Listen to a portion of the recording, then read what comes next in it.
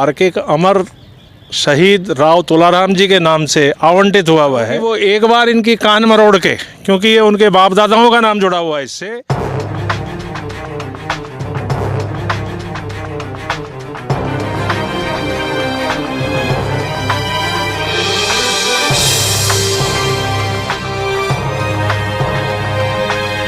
पानी देने वाला नहीं है, मोटर जली हुई है और झूले तो मेरा ख्याल है 10 साल से टूटे पड़े हैं।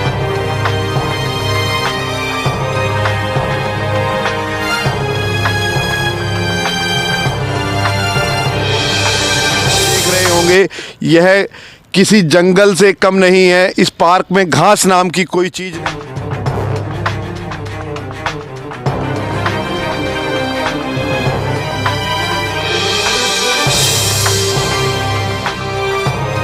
आज हम हैं शहर के सबसे बड़े पार्क राव तुलाराम पार्क के अंदर। पार्क तो हम इसका नाम बस कह सकते हैं, लेकिन यहाँ पर पार्क वाली कोई बात है ही नहीं। आप दूर दूर तक देख रहे होंगे यह किसी जंगल से कम नहीं है। इस पार्क में घास नाम की कोई चीज़ नहीं है। पेड़ सूख चुके हैं, बैठने वाली बेंचें टूट चुकी हैं, बच्चों के झूलने वाले झूलों पर कहीं पर भी झूलने की सुविधा नहीं है। झूले लाखों रुपए खर्च करके जो झूले लगाए गए थे वह भी टूट चुके हैं। मेरे साथ हैं राव तुलाराम पार्क के प्रधान पिंकी भार्गव जी। भार्गव साहब, कब से यह हालात बने हुए हैं इस पार्क के? ये पिछले 4 महीने से इस पार्क में कोई पानी देने वाला नहीं है, मोटर जली हुई है और झूले तो मेरा ख्याल है 10 साल से टूटे पड़े हैं। मैं कई बारी इसके बारे में ईओ, सेक्रेटरी, प्रधान सबसे कह चुका हूँ, पर कोई सुनवाई नहीं हो रही है।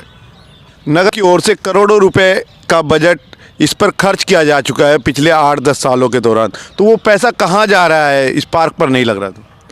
पार्क का जो है घास बिल्कुल सूख चुकी है और पेड़ भी सूखने को हो गए हैं। अब तो पार्क लगता ही नहीं, ये तो एक जंगल लगता है कि यहाँ कुछ भी नहीं है। और जो पैसा लगा हुआ था सारे तो फुटपाथ टूट गए और दीवार टूट गई और ये जो है झूले वगैरह सब कुछ ख़त्म हो चुके हैं। लगभग कितने लोग हर रोज़ यहाँ पर घूमते होंगे शहर के इस सबसे बड़े पार्क में?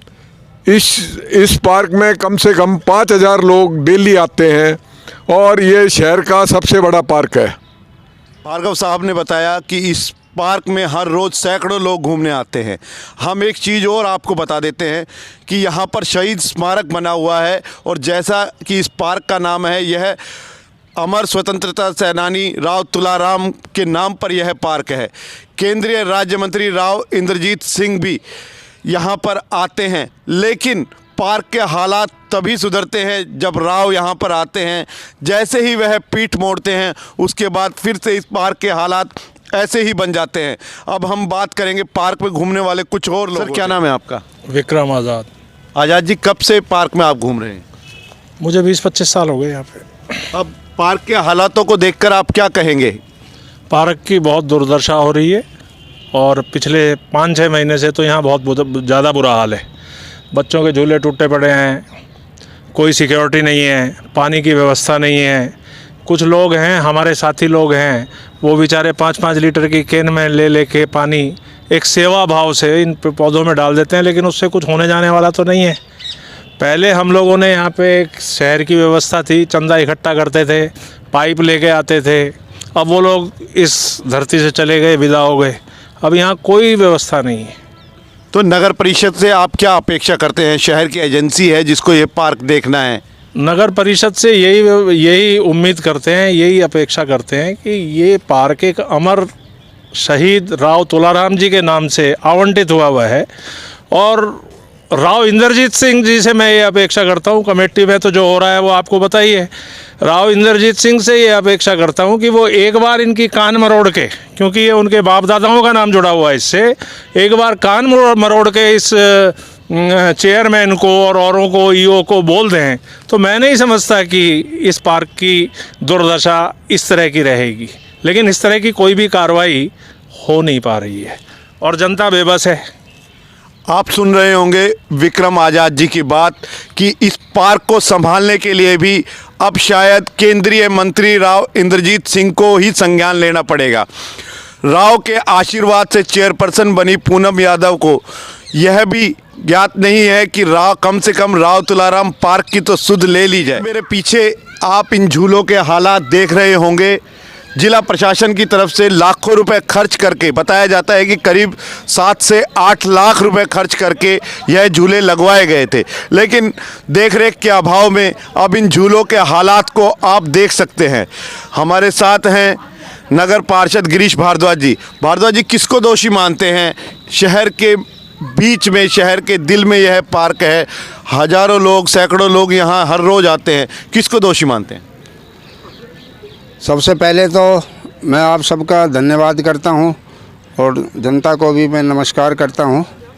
आज की ये जो हालात आप पार्क में देख रहे हैं, झूलों की देख रहे हैं, ये एक पर्टिकुलर एरिया में नहीं है, पूरा शहर आज दुर्दशा से चरमराया हुआ है।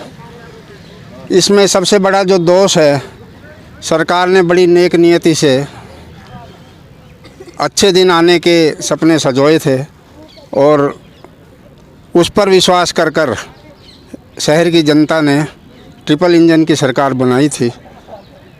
और यहाँ हमें ये देखने को मिल रहा है कि ट्रिपल इंजन की सरकार का इंजन ही फेल हो चुका है।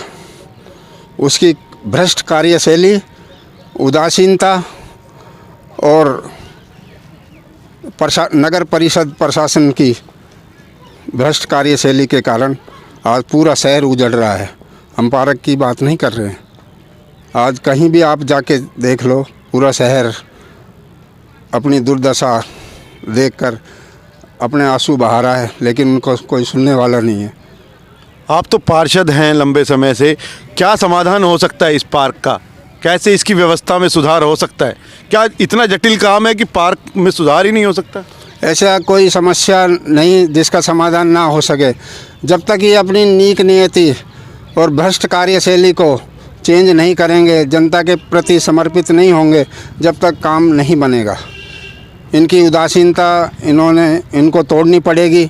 ऊपर हमारे जो केंद्रीय मंत्री हैं उनको भी संज्ञान लेना पड़ेगा और उनको आगे बढ़कर इन पे अंकुश लगा के जब ही कोई कार्य शहर के लिए हो सकता है। आज शहर के लिए नगर परिषद ही नहीं, केंद्रीय मंत्री जी के लिए भी पब्लिक कोसती है कि हमें कैसा नगर परिषद का प्रधान चुन के भेजा है हमारे लिए। सौरभ कुमार दुबे। सौरभ जी, आप देख रहे होंगे, ऐसा पार्क कहीं देखा है आपने जैसे यहाँ देखने को मिला? नहीं, ऐसा पार्क मैंने कहीं देखा ही नहीं। पहली बात तो इसमें ये कि स्वच्छता भारत मोदी जी ने निकाला है स्वच्छता अभियान, तो हमें हमेशा अपने जितने भी आसपास के पार्क है उनको साफ़ रखना चाहिए, स्वस्थ रखना चाहिए।